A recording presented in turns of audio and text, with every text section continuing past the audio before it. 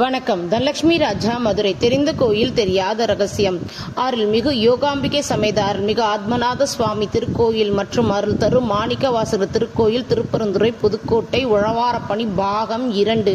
திருவாசகத்துக்கு உருகார், ஒரு வாசகத்துக்கு முருகார் என்ற வார்த்தைக்கு அர்த்தமாக விளங்கும் திருவாசகம் சைவ சமயத்தின் மூலாதாரமாக அடியார் சொல் கேட்டு இறைவனார் தனது கரங்களால் எழுதிய 51 பகுதி சிவபுராணம் தொடங்கி 20 பகுதியில் இத்திருத்தலத்தில் பாடப்பெற்ற புகழ் கொண்ட திருத்தலம்.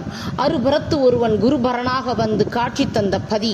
மாணிக்க வாசரால் இறைவனின் கட்டளைக்கு இணங்கி கட்டப்பட்ட கோயில். திருப்பரந்துரை கொங்கையின் அழகானது கல்லின் மெலிதாக இழைத்து மரப்பலகை போல நுணுக்கமான, காண்பதற்கு அதிசயிக்க வைக்கக்கூடிய வெளிக்கட்டமைப்பு, முட்புற வேலைப்பாடு எக்கோயிலும் காணப்படாத, எவரும் அமைக்க முடியாத வகையில் அதனிலும் குரங்கும் உடம்பும் தத்ரூபமாக மனித வாழ்க்கையில் குரங்கு மனதை அடக்கி உடும்பு போல ஆத்மநாதரின் திருவடியை சிக்கன பிடித்ததை போல உய்ய பெற வேண்டும் என எண்ணத்துடன் உள்ளே செல்க என்ற தத்துவத்தினை உணர்த்துகிறது.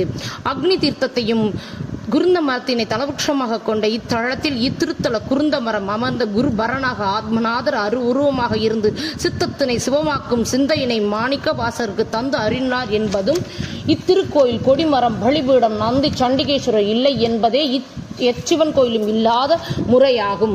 மூலவரான ஆத்மநாத சுவாமிக்கு லிங்க திருமேனி இல்லாத சதுர ஆவுடை பீடமாக உள்ள மூலவருக்கு மகுடகம முத்ர பாகத்தின்படி பூஜைகளும் தினமும் 6 கால பூஜையும் 6 காலங்களில் புழுங்கலரிசி நிவேதனம் ஒரு தவளையில் வடித்து கைப்படாமல் அப்பாத்திரத்தோடு கொண்டு வந்து அமுத மண்டத்தில் உள்ள மேடையின் மேலே சுவாமிக்கு எதிரே அப்படியே கொட்டி ஆவையோடு சுவாமிக்கு நிவேதனம் செய்யப்பட்ட தினமும் அந்த ஆனந்த பெருவள்ளத்தை தீபாதனை கண்டு மனமுருகி தரிசனம் செய்ய என்பதும், அர்த்த ஜாமத்தில் பாகற்காய், முளைக்கீரை, எல்சாதம் என நிவேதனம் செய்யப்படுகிறது. பூஜை முடிந்த பின் தங்கத்திலான குவளை கொண்டு சாத்தி வைக்கப்பட்ட ஆத்ம தத்துவத்தின் முன்னிலைப்படுத்தி பூஜை செய்யப்படுகிறது. ஆவுடையாருக்கு பின்னால் 27 நட்சத்திரங்களுடைய திருவாற்றின் அதன் மேலே 3 விளக்கு, சிவப்பு அக்னி, வெண்மை சூரியன், பச்சை சந்திரன், நடுவே ஆத்ம ஒளியாக இறைவனாரின் சரணாகதியாக விளங்குவதும், இந்த தீபாதனை காட்சியினை கோயில் வெளியே ரோட்டில் நிற்பவர்கள் கூட காண முடியும் என்பதும், புழுங்கலரிசியானது ஆவியானது இறைவனுக்கும் சாதமானது பக்தர்களுக்கு என்ற ஆத்ம தத்துவத்தின் அடிப்படையாக கொண்டு இப்பூஜை முறைகள் நடைபெறுகிறது.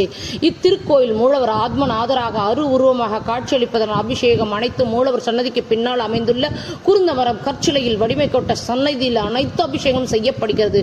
குருந்த மரம் கற்சிலையில் சிவபெருமான் குருவாக மாணிக்கவாசகர் தீட்சை பெறும் காட்சியானது அற்புதமாக உள்ளது. இத்திருத்தல விருட்சத்தின் மூலமாக மாணிக்கவாசகர் திருவடி தீட்சை, ஞான தீட்சை, நயன தீட்சை என 3 தீட்சைகள் பெற்ற சிறப்பினை கொண்டதும், சரவிளக்குகள் அலங்காரம் செய்யப்பட்ட தீபங்களுக்கு நடுவே இறைவனார் யோக நிலையில் காட்சியளிப்பதை கண்டால் இப்பிறவிக்கு